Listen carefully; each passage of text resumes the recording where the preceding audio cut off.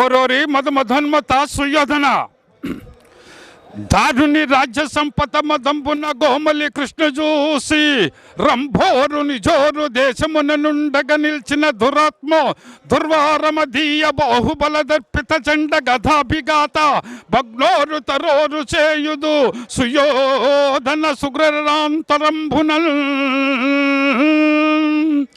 ఓరోరి దుష్ట దుశ్వాసన కురువుద్ధ బాంధవులనే కులు చూసుండన్ మధోధుడై ద్రౌపదినిట్లు చేసిన కలుందు శ్వాసనన్ లోక భీకరలీలను వదించి తద్విపుల వత్సైల రక్తంగ నిర్ఘరముర్వీపతి చూసుండ అని నా స్వాధింతు సుగ్రాకృతి. అంటే మరి మీ ప్రేమను చూపించారు పాట ద్వారా. మరి జగన్మోహన్ రెడ్డి గారి పరిపాలన ఏ విధంగా ఉందండి? జగన్ రెడ్డి గారి పరిపాలన అంతా రౌడీజంగా ఉంది బాబు.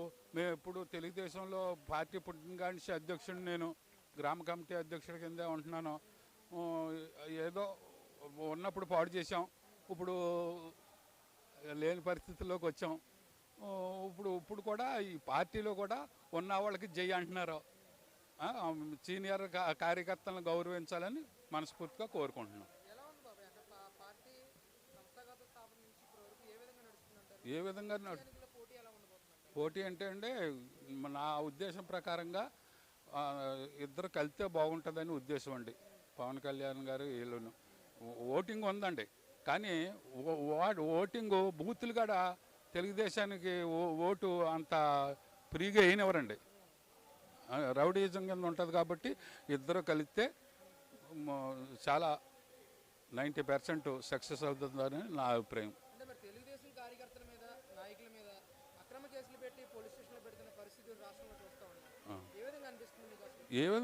ఒకటే దౌర్జన్యం అండి.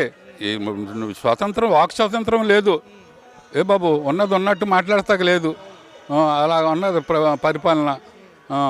మనకు స్వాతంత్రం లేకుండా, వాక్ స్వాతంత్రం లేకుండా ఉంటే ఏముంటుంది?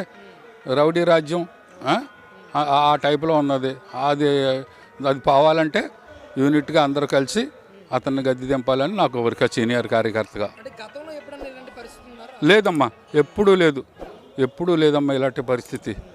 ఎప్పుడు ఇలాంటి దౌర్జన్యాలు ఇంతంత డబ్బుతోటి నెగ్గితే ఎవరు ఏ ఎమ్మెల్యే అయినా సేవ ఏం చేస్తాడో?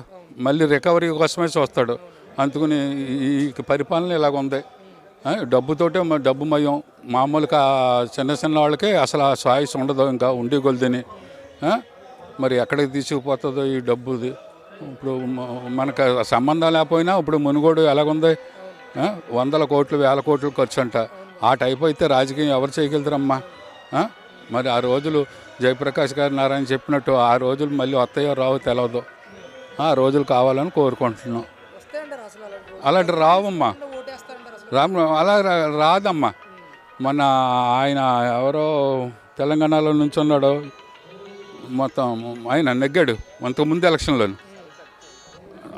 ఆయన అలాగే డబ్బు తీసుకుని ఓడిచ్చేశారు చూడండి ఆయన్ని.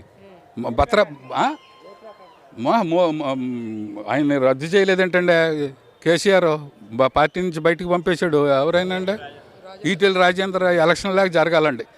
ఎలాగా డబ్బు తీసుకున్నా న్యాయానికి మంచి రాష్ట్రం బాగుపడాలంటే మళ్ళీ ఇంకొకసారి జగన్ వస్తే ఇండియా మ్యాప్లో ఆంధ్రప్రదేశ్ ఉండదు. అదండి. ముఖ్యమంత్రి అంటే ఫేస్ వాల్యూ మా రామారావు గారికి, మా అన్న రామారావు గారికి ఫేస్ వాల్యూ ఉంది. కానీ చంద్రబాబు నాయుడు గారు ప్రపంచంలోనే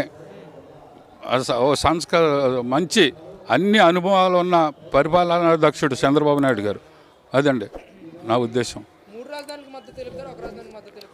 ఒక రాజధాని 3 రాజధానులు ఏంటండి?